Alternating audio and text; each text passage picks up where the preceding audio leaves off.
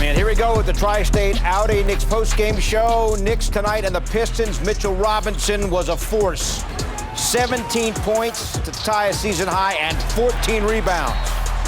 Kemba Walker, second straight start, second straight excellent performance. Tonight goes for 21, so that's 50 points for him over the last two games. And a much-needed win tonight for the Knicks over the Pistons as the crowd files out. 105-91 the final.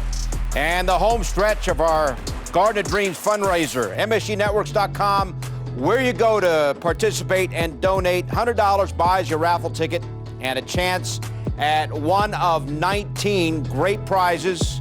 Your support helps give life-changing opportunities to children in need. Special night in the Garden tonight, and we continue with our fundraiser at MSGNetworks.com through the postgame show. Go to the website and show your support for a great cause. Great to have you with us from our Delta MSG studios. Bill Pito, along with Alan Hahn. The basketball story, boy, much needed win for the Knicks. Alan, looked at the schedule up until January 20th, stretch of very winnable games, get some guys back here hopefully shortly from the health and safety protocols. Who knows? Because they look pretty good here. Last couple of games, they lost against Boston, but the group seems to be playing better.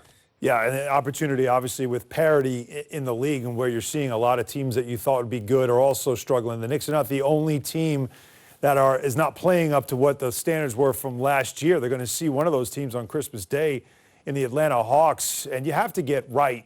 They know they have enough talent. They should be a playoff team. Found it interesting that Mitchell Robinson, in his interview at the end of the game there with Mike Breen and Wally Szczerbiak, mentioned a team meeting that they had talking about exactly that. We know we're a playoff team. We have to get back to that level. It shows you the players are still very much bought in, still very much hanging on to the rope, and still very much believe that they got to get this season headed in the right direction.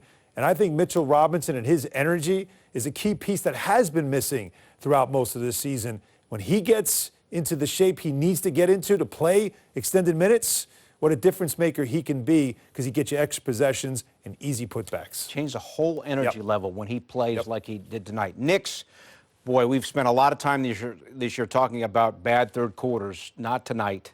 They started the third quarter on 11-0 run, went up by 22. Pistons got within 5, Allen, in the fourth quarter, but then the Knicks were able to pull away and ultimately win pretty easily. Yeah, Mitchell Robinson again with his fingerprints all over it. And the Knicks again had a 22-point lead, as you mentioned. And then, of course, it whittled away little by little. So one thing you got to say about the Pistons, and I mean that you should say it about a young team, is that they will just continue to fight and claw. That's what they do. And so the Knicks had to make sure that they didn't let go, that they kept fighting back, too. And so it did get to 5, but quick answer as you needed. And again, as I mentioned, who do you see prominent in a lot of these highlights? It's him, number 23, the big man, Mitchell Robinson. The Pistons have to play small. And I thought Tom Thibodeau made an interesting move when he opened the half with Mitch at center. And that does make a difference. You have to worry about him in the paint, pick and roll, and that allows Kemba Walker to do what he did here as he went for 21 points. Look at the minutes in this game as well. As we know, the Knicks, like a lot of teams in the NBA right now, shorthanded because so many players are in protocol. There's really no one left on the bench.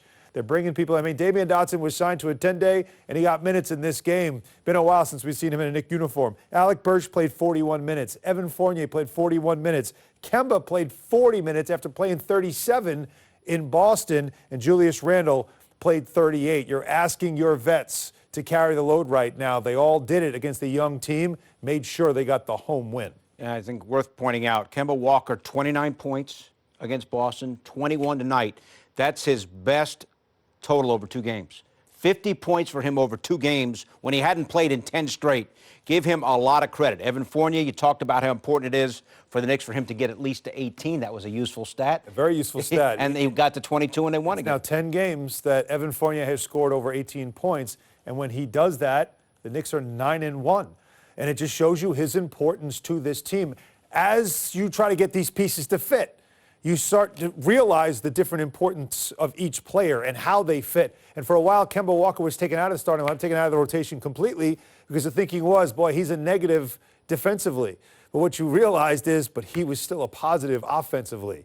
And they had to make sure that he was a positive offensively every single night. How do you take advantage of it? Let him cook a little bit in pick and roll. They're starting to do that. And then Julius Randle is not shooting the basketball well at all lately. I mean, he still gets to 20, but he has had a poor. These last 3 games, he's 5 for 21 from three-point range. The three ball that was magic for him last year has disappeared this year, and he's got to work his way back. But while he can go through nights like this, because Evan Fournier, you got to just step aside. Let him cook a little bit. Let him have some plays called for him. Let him get into rhythm because he has matchups some night that he could take advantage of. The guy's a scorer. That's why they signed him. And when he puts up numbers, the Knicks win. Randle only 1 of 6 from downtown tonight. You're talking about the defense, and a lot of deficiencies can be covered up when you got Mitchell Robinson playing the way he did tonight. It really is something, when people have asked me, what's wrong with the Knicks this year? What's different about the Knicks this year? There's 3 things you point to. Randle's not the same player. R.J. Barrett wasn't the same player. And Mitchell Robinson has had to work his way back and has not been the same player. We forget because the end of last season, he was out, and Nerlens Noel and Taj Gibson played so well, you forgot about how important Mitchell Robinson is. His length, athleticism, his bounce, his ability to get extra possessions, and of course, the high percentage finishes. When you see Kemba do stuff like this, 3 lobs to Mitch, by the way, in this game, you say to yourself, okay, wait, there's something you can do, a wrinkle in the offense. You always thought with Mitch, if you had a pick-and-roll point guard, man, he could be special. And you also know he brings the defense. He takes it very personal. But this is the stuff right here, Bill. More and more of these lobs in screen and roll that you could get because of him and his ability to rim run, his ability to finish. He puts so much pressure on the defense because Kemba with his handle can get around a screen. He can now all of a sudden attract defense. What are you going to do about Mitch? Throw it in the air, and he dunks it down. We're seeing hints of it now these last couple of games, especially this game. It's something I think if I'm Tom Thibodeau, if I'm the coaching staff, I'm looking at it and say we need to get a little more of this into our offense because easy baskets leads to more guys staying engaged on the defensive end. All right, meantime, Evan Fournier, 5 straight games in single figures. 23 against Houston, 32 against Boston, and 22 more tonight. He has to stay engaged. He has to stay part of the offense. What we've seen from him now as we get to know him as a regular player on this team is that if he is not, usually he gets off to good starts early. Then the next time he comes into the game, he sort of disappears.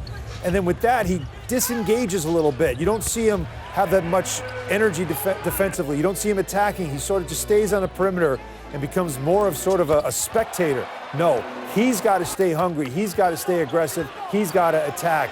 He can shoot the 3, 38% for his career. He's a guy that can score. That's why, again, they signed him. And as I mentioned, when he gets to 18, it's the magic number. You got to figure out how to get him to average it to 18 points or more per game because they are a different offense when he's scoring. It's going to be fascinating to see when everybody comes back how this is going to play out.